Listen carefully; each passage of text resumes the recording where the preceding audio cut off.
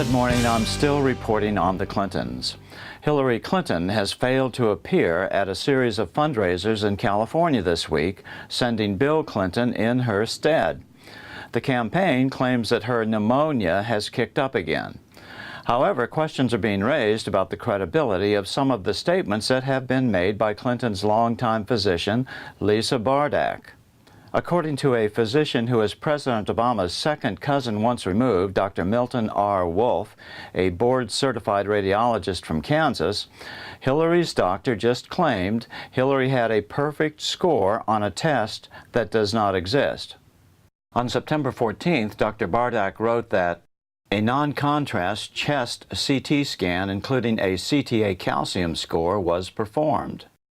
But according to Dr. Wolfe, again, a board-certified radiologist, a CTA or CT or CAT scan angiogram, it always requires contrast, always. It cannot be included in a non-contrast CT scan.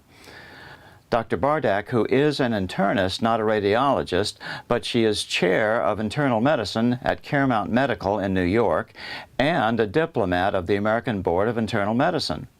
So she should know the difference.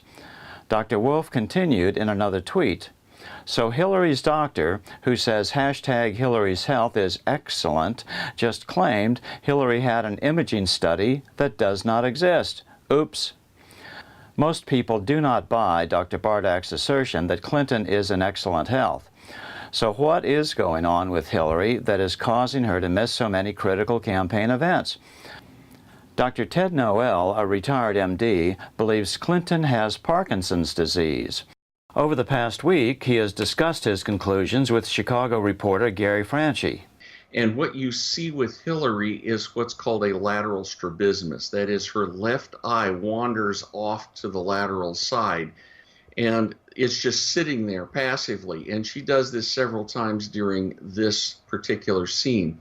The one at Temple University on the 19th of September is even more interesting, because what would happen is that as she would look, for example, her right eye goes over to look at something on the right, you see, instead of the left eye tracking it nicely, what happens is the right eye comes over and the left eye goes overshoot and then comes back and comes in. When the right eye goes over left, the left eye comes overshoot and back in.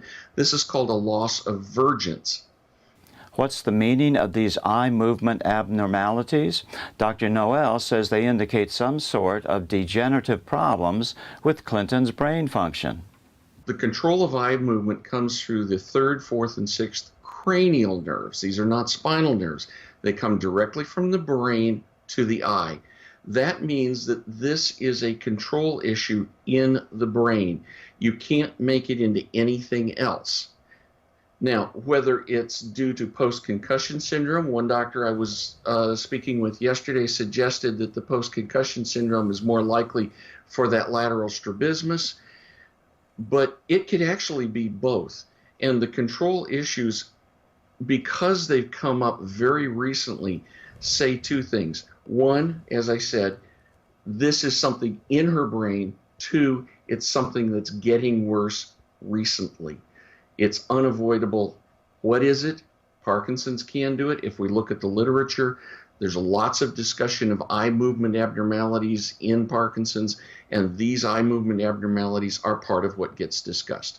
So the question is, will Clinton show up at the first debate this coming Monday night, September 26th?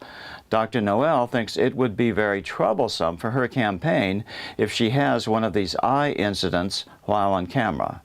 If she gets in the debate and we see this kind of eye movement, because people are looking directly at her face when she's talking, there's not going to be any way to hide it. And if this comes during the debate, it's going to be a big part of all the coverage that comes right afterwards, or a network that won't look at it is going to get real problems from its viewers, because they're going to say, what was this? One more thing.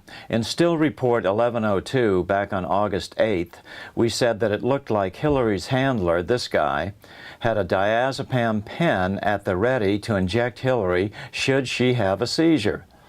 But why would this guy be so careless as to actually have it out where people could see it if there was no immediate threat of her falling to the ground? You see her walking along with her husband, Bill, hand in hand. That was the best theory we could come up with at the time, but now we have one that makes much more sense. Hi, I'm Bob Schrupp, physical therapist. Brad Heineck, physical And therapist. together we are the most famous physical therapists on the internet. In our opinion, of course, Bob. Brad, today we're going to talk about 3 tips to help someone with Parkinson's when they have those freezing episodes. Right. So You know, that one foot sticking to the floor. Yeah, it's like they're exactly right. Like their feet are stuck to the floor. They Right. can't move them. They can try to step over an imaginary line. Right. You could use like a laser here. Yep, he's got a laser pointer. I don't know if you can see that, Lonnie. There's the dot. That works out really nice because the idea is you can actually tell them to step on it, Brad. So you can keep it stationary. Try to step on that pointer. And there's no trip hazard. It's not like stepping on your foot or putting a cane down or something of that nature. Look at the handler. He's on the left, the same guy. He's got a white laser this time. They probably have a bunch of different colors for depending on the situation.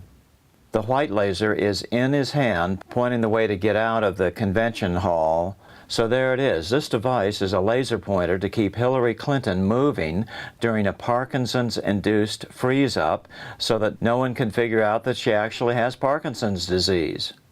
Notice that the handler is walking alongside the Clintons and he's looking down at the floor in front of them. I'm still reporting from Washington. Good day.